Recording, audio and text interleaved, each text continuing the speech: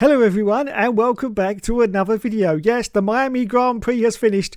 We will talk about the race in a moment, but first I want to start with those intros. Oh yes, roll up, roll up, roll up, ladies and gentlemen, because it had it all. It had the dog-faced boy, the man who could turn into a snake, and LL Cool J. Did he get eaten by a shark in Deep Blue Sea? No? Oh. Anyway, let's have a look. I can't show you the actual video because it's on the official F1 YouTube channel and I will get ritually sacrificed, but I can show you some pictures. So let's have a look and see how well it did. Well, we start with the orchestra. Well, I use that term loosely. It was basically only about 2 steps up from a mariachi band. It certainly wasn't Hans Zimmer. Clearly they misread the casting sheet, thought they were turning up to score the next James Bond movie, quickly realised that they weren't and decided, oh well, it's a day out, we'll just have to see if we can make the best of it. So yes, we had the orchestra playing with will.i.am conducting, even though he wasn't actually conducting at all because he wasn't even facing the orchestra. Little note for you, it does help if you face them if you're conducting. And so that was bizarre in itself. Anyway, so the orchestra was playing in the background and then we had Pavarotti's long lost cousin playing on the bongo drums. Don't ask me, I have no idea whatsoever what was going on there. And then of course we went on to the dancing girls or the pom-com, the cheerleaders, whatever you want to call it in the United States. Yes, of course we had to have them. It was the USA. And they introduced LL Cool J, our host for the next 8 minutes of total 100% cringe. It was great. It really was great. So they introduced the drivers who came out to take some adulation. We started with Sargent, of course. He was the only one to speak, and I think in hindsight he probably wished he hadn't, because none of the others did. Because it was that cringy. It really was. Anyway, we then move on to Valtteri Bottas. He was giving us his best German impersonation. And we have Where's of making you talk. In fact, he looks like Henry Cavill out of the Mission Impossible last one, doesn't he? He really does. Great moustache. I have to say, that is an epic proportional moustache. It really is. Fantastic. And of course, we still had the dancing girls in the background. And then, of course, we moved on and then it sort of cut away to someone looking through their mobile phone. And this build-up, this introduction was just absolutely fantastic. Seriously, I thought Jesus himself was going to pop behind the curtain because this introduction, this build-up to this next driver was just absolutely off the hook. It was off the scale. And then the driver came into view and, oh, it was just Lulu. Yeah, it was just Lulu. Yeah. Oh, God. So, yeah, that was the introduction to the Miami Grand Prix. I swear I was scared of who was going to turn up behind the curtain next. I was convinced that the General Lee was going to come roaring through that screen straight at us and the good old boys were going to jump out and go, yeehaw! I swear. But anyway, there you go. That was the intro to the Miami Grand Prix. I have never seen anything so cringy, so American, so Yankee Doodle Dandy in all my life. It was very bad indeed, very bad indeed. And that is basically sums up Formula One right now. Yes.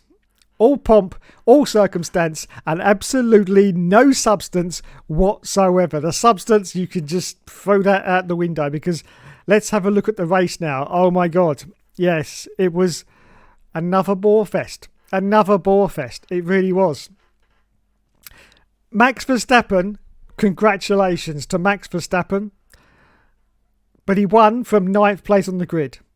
He can't even not win from 9th place on the grid. That tells you just how powerful Max is and that car is. And unfortunately, my prophecy is coming true.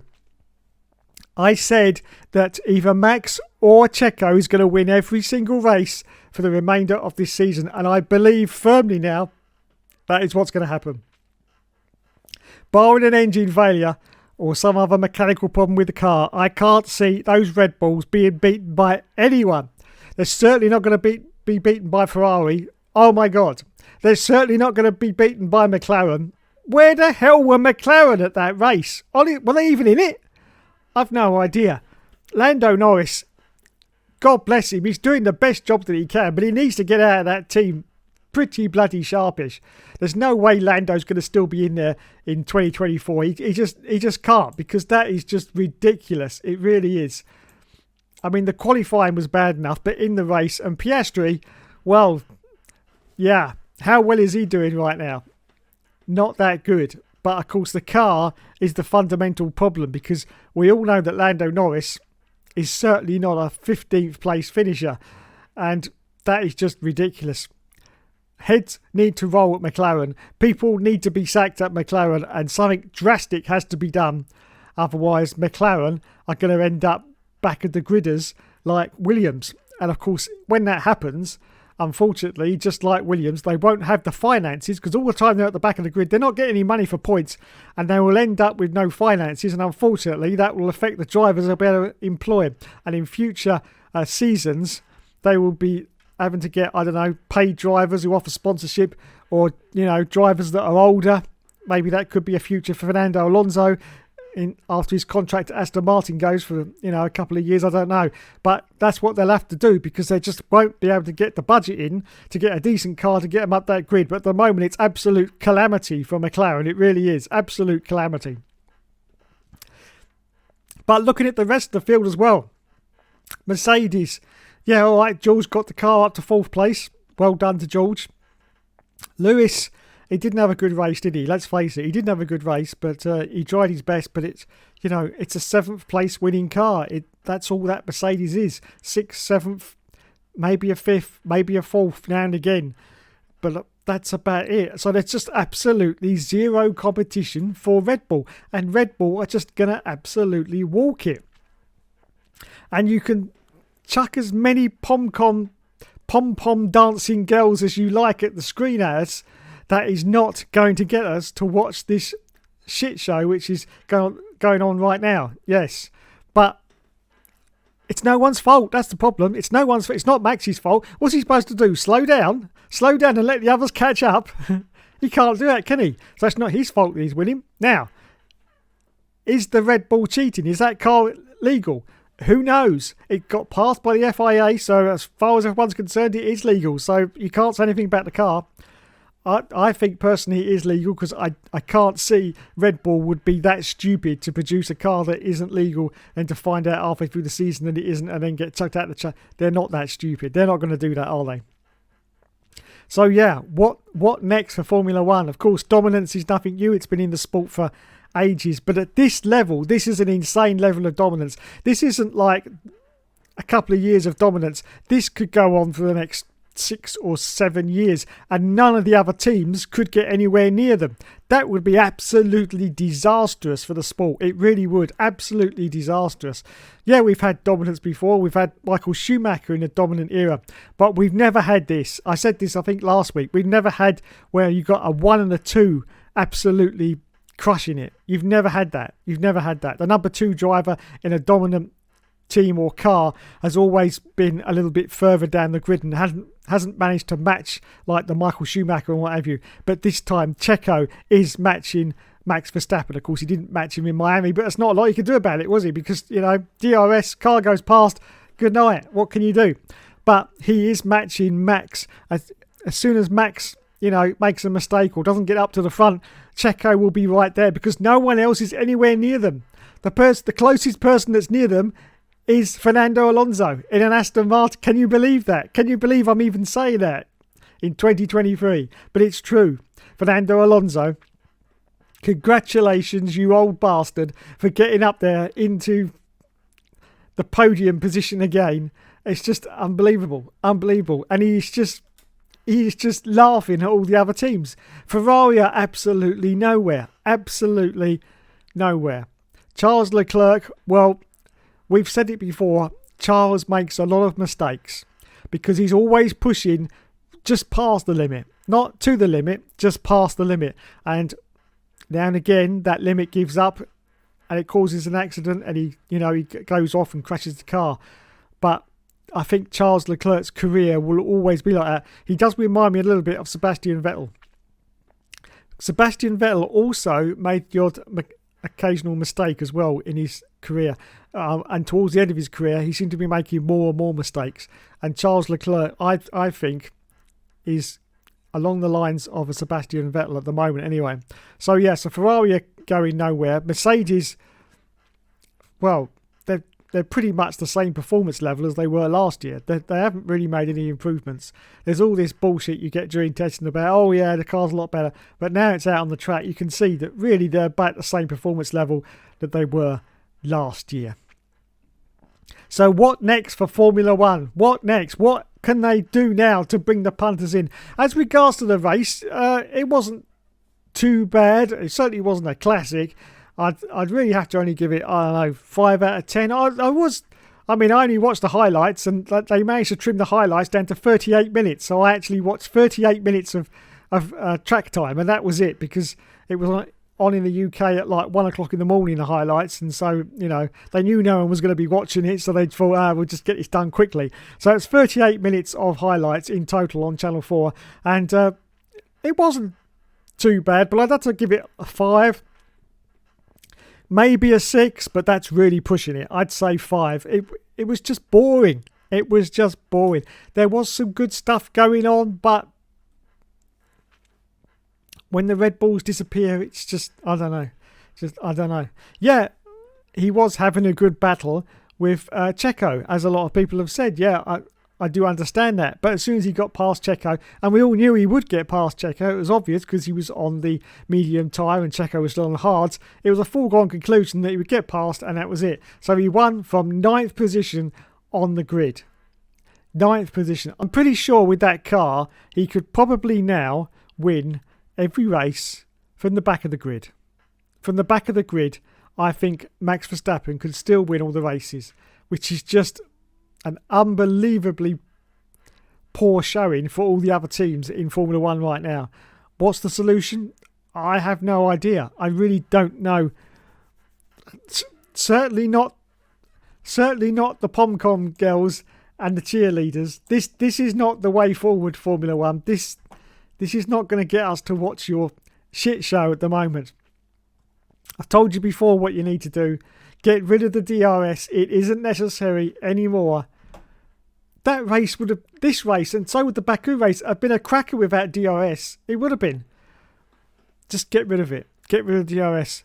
And I'm pretty sure if this continues, we're going to have a 2002 championship situation where everyone panicked because Michael Schumacher was absolutely dominating, and then of course they drastically changed the rules for next year.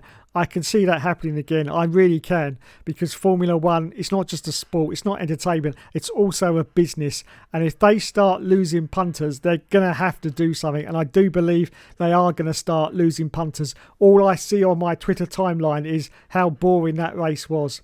And it's going to continue. I think it's going to continue. And Formula One right now is not in rude health. In fact, I would say it's on pretty much life support. And it needs serious help to get it back up there. What does it need? It needs to go back to the old days, to be honest, because the racing was just so much more excitement. They need to get rid of the social media aspect, which is completely destroying the sport. We really don't need to know all this information about the drivers. What we want to see is good, clean, fast racing out there, exciting racing. We want to see people overtaking. We want to see people pushing for the lead from like 3rd position. That's what we want. Bring the excitement back, but it's not going to happen at the moment. The way the rules are, the way the regulations are, the way the cars are, the way everything is, it's just going the complete wrong direction. I've also said this before, ban those bloody hard tyres. Get rid of those hard tyres. Go back to softer compounds. Enforce a 2-stop strategy. And this will... All right, I know it's artificial, but this will make the racing more exciting anyway if you've got a 2-stop. Because this 1 stop on a full race distance is just pointless. It really is. And there's just...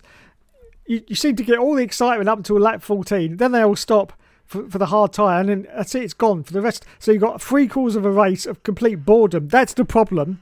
That's the problem. Because the first 14 laps of that race at Miami weren't too bad. The first 3 laps. You look at those first 3 laps.